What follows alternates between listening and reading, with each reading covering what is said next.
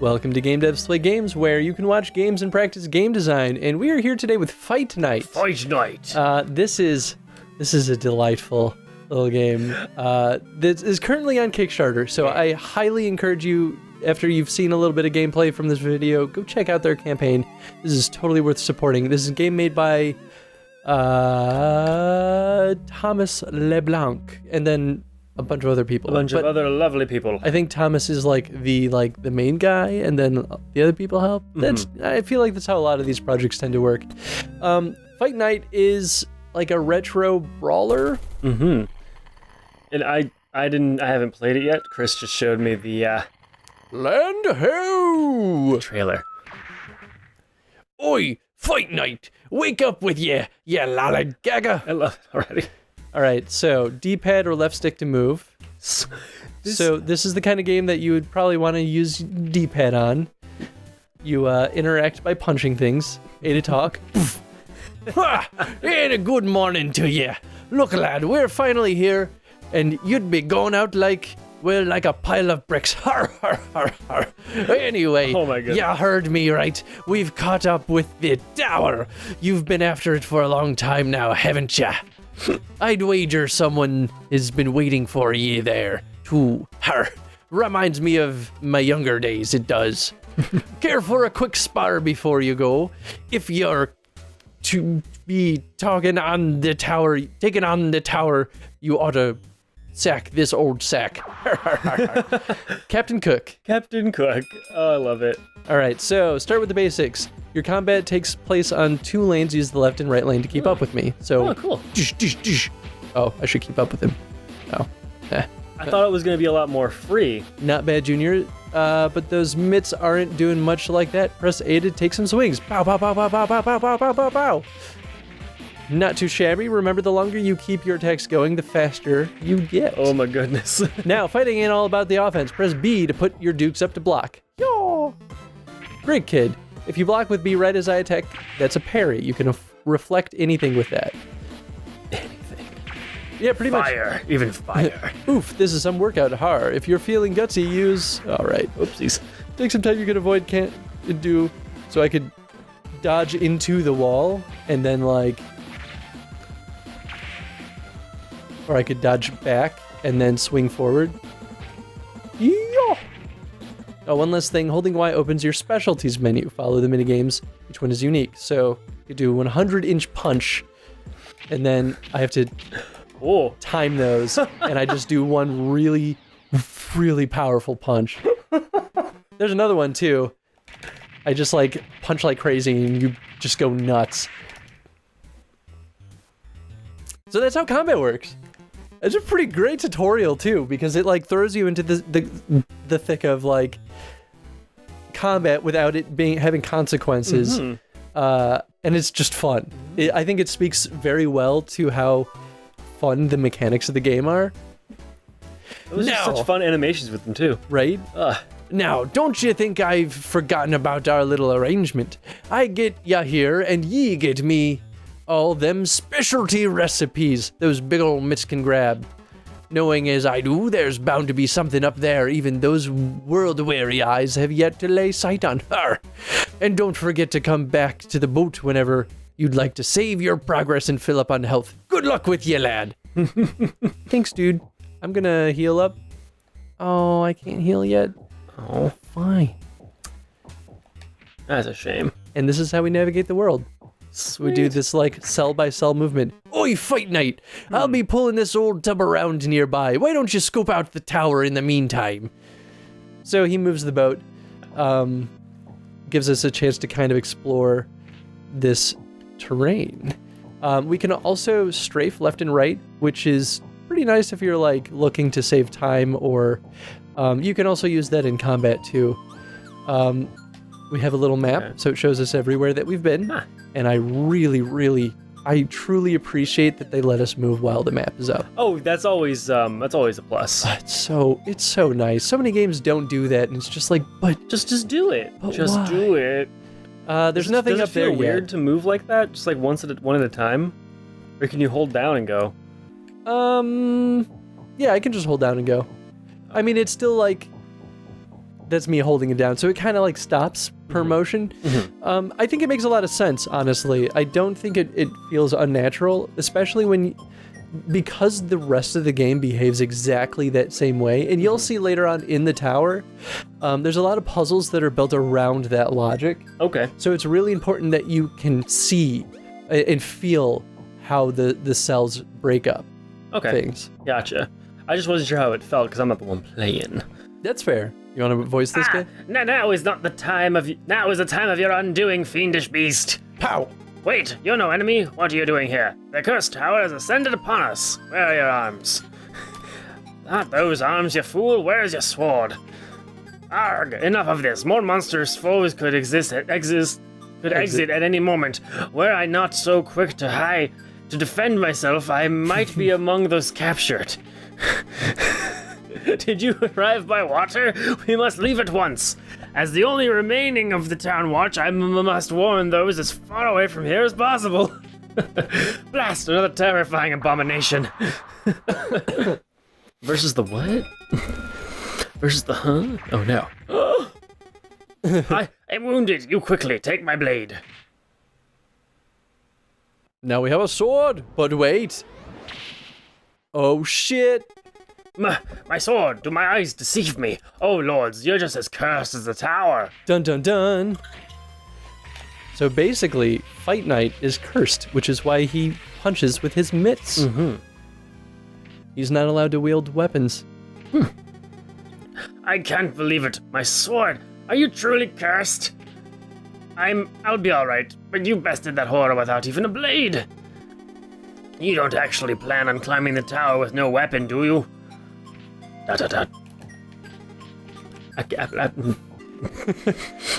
There we go. So this is... He pulled the boat around. Fight Night! Glad to see you're still alive and kicking, punching, you know. So basically we can rest and save here. We can spar with him. This is where we go when we unlock more specialties. So I could use the clock knocker instead of the 100-inch punch. So I'm going to do that because I'm not very good with the 100-inch punch. I can give him items to get more specialties, and then we can just chat. So I'm going to rest. Gotcha. It's a good idea. Yeah, that way when we start the tower, we can do this full health. Might as well rest your bones. Pow! We can also just go straight to the bed. Also, I can do this. Yeah. See this nice little ladder here? I'm behind it. That's it. That's all I wanted to show. But why? Just cuz. It's because of the way that the camera works with the geometry, so it's like... This art style is so funky. Oh, I love it. This is the kind of game that like refosters my love for 3D retro dungeon crawlers. Like I played this game and I was like, now I just want to go play Mega Man Legends. It's an entirely different game, but my God, does it like, I don't know. It's just so fun to explore these dungeons. So now we have this, we get this little mini map. This is super, super important to see where you have and haven't been in the dungeon. And we can find people in here. Hello. Hip, a Minotaur. Wait, you aren't that bull. Haha, don't mind me. Goodness, what am I doing in here again? Oh, I remember now. I'm trying to recall creatures inside the tower like yourself, but I got lost fleeing a group of terrible beasts. I dropped my notes in the fuckus.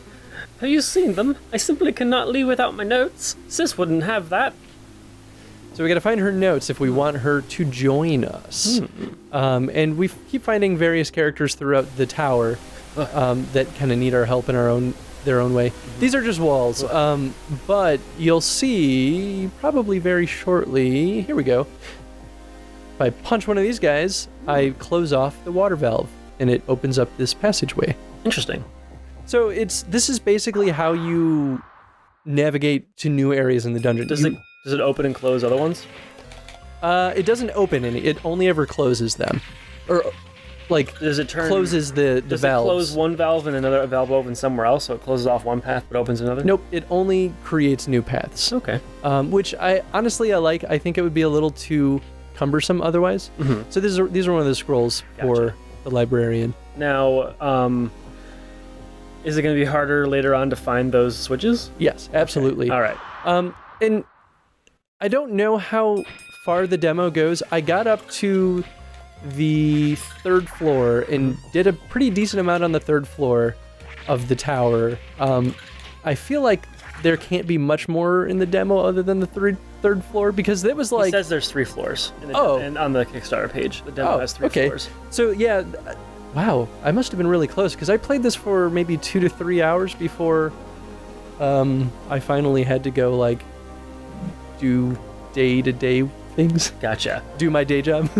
I know. You're the eponymous Fight Knight. Word has come you are in search of the tower. Good voice. Hehehe, yours is the friendliest face I've met yet in this towering murk. The most polite, too. It's as though I've been wandering for days and still without a sign.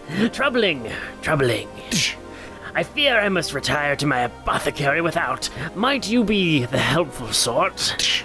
If you do come across any of mine, please visit my shop when you return.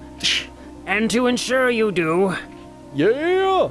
So hearty potion. basically, this is a healing potion. Yeah. We have 2 item slots. If we go find him in town, we can fill up our 2 item slots for free. We don't...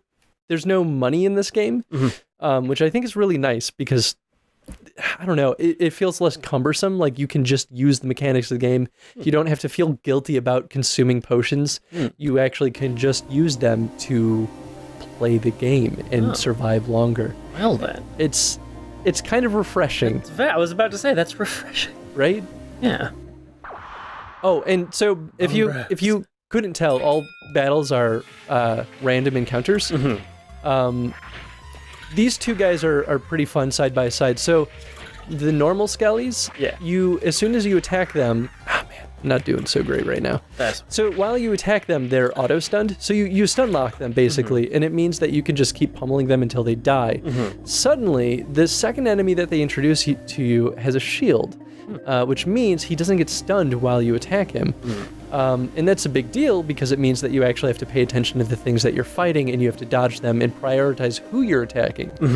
And I think that's really smart because if you're fighting, for example, 2 shield guys, then you can't just like stun lock one. Right.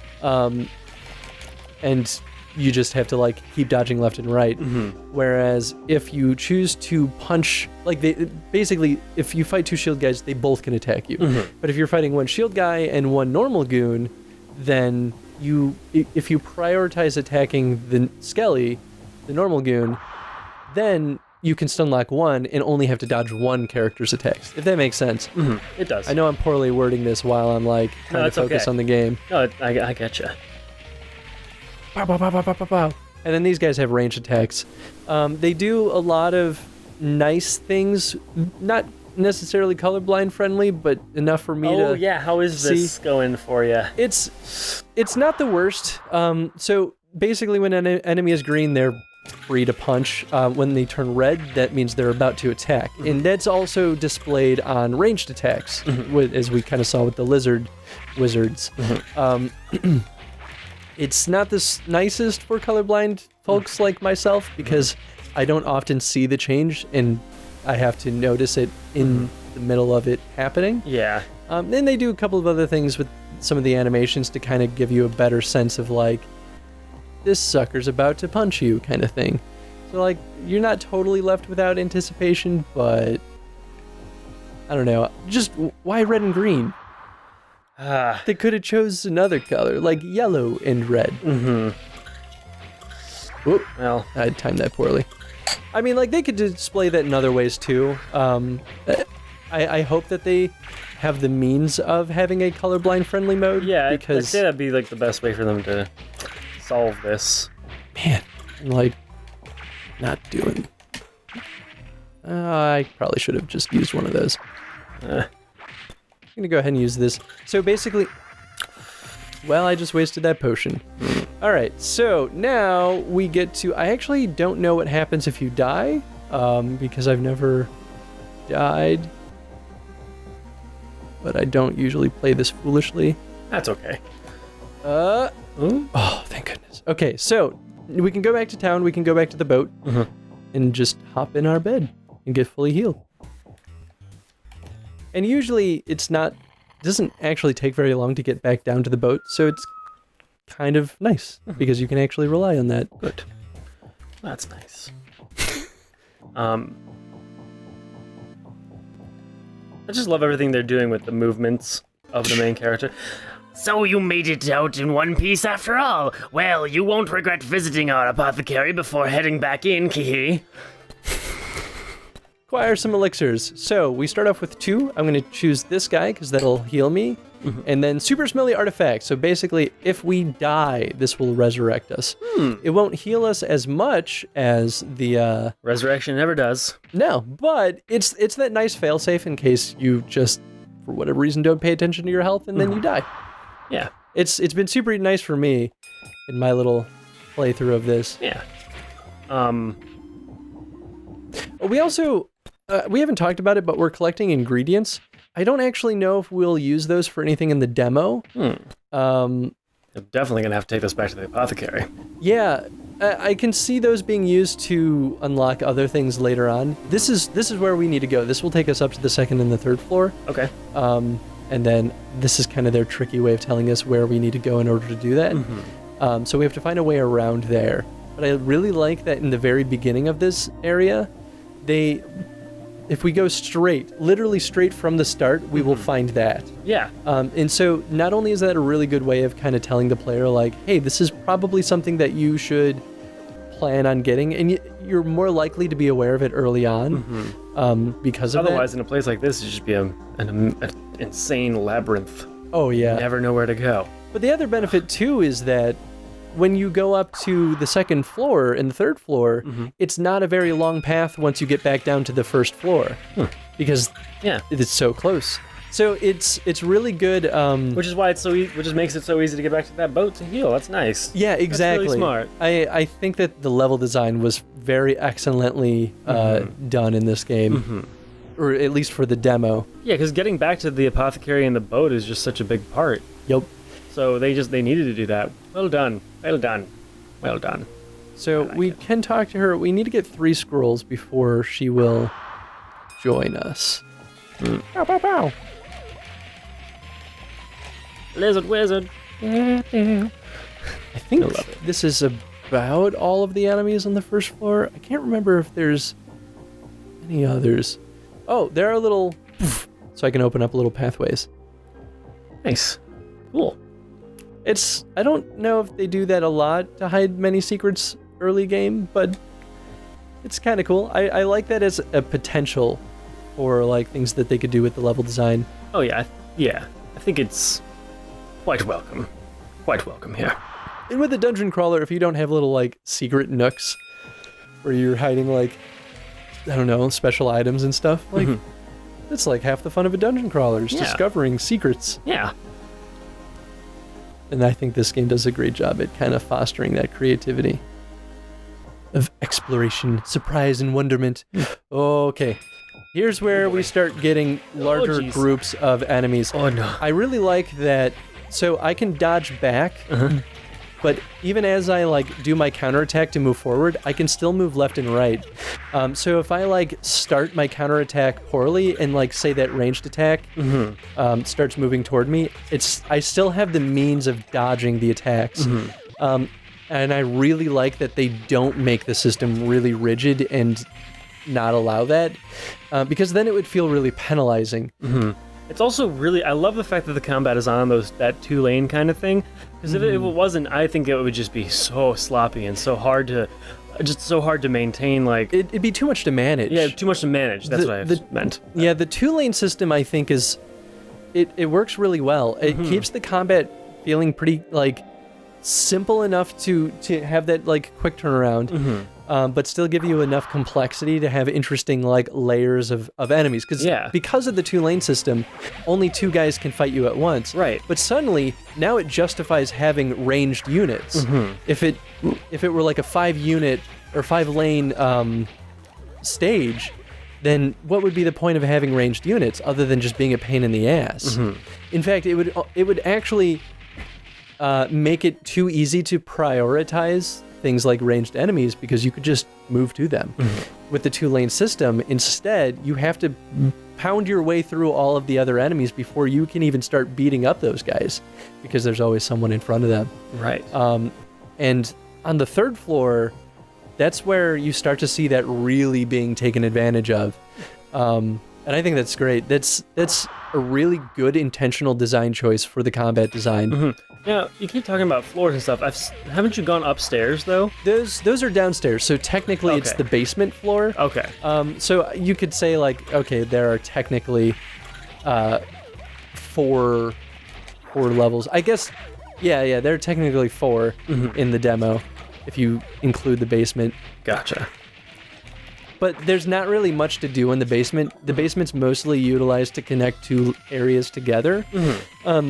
And really, I think that works pretty well for the level design too, because you can scope out the entire area on floor 1, but if you don't know how things connect on the bottom floors, right, then you'll get lost. Indeed. Now we're going back to the basement. Okay. Gotcha. Yeah, and you can see, like, each of the basement chunks are pretty small. Okay. Except for where they connect, but... Armored Skelly. Ow! Sometimes I just, like, get into bouts of being really bad at timing my dodges. God, these animations are just brilliant. I love all of the main character ones. Oh, it's just fantastic. like, because you can imagine what he's looking like when he goes back. It's just like, yeah, that's a really good point, because you get a lot of personality with just the hand gestures. Even punching people to talk to them adds personality to the game. Honestly, just good. moving it, you have a lot of Just moving, you have a lot of personality going on, because he's just kind of like jiving, right? He's just kind of like, oh yeah. He's the fight knight. He's all about the punches. So good. Such a funky game. I love it. Ow. All right, I'm gonna use. There we go. Yeah, sure. Pow, pow, pow, pow, pow, pow, pow, pow, pow.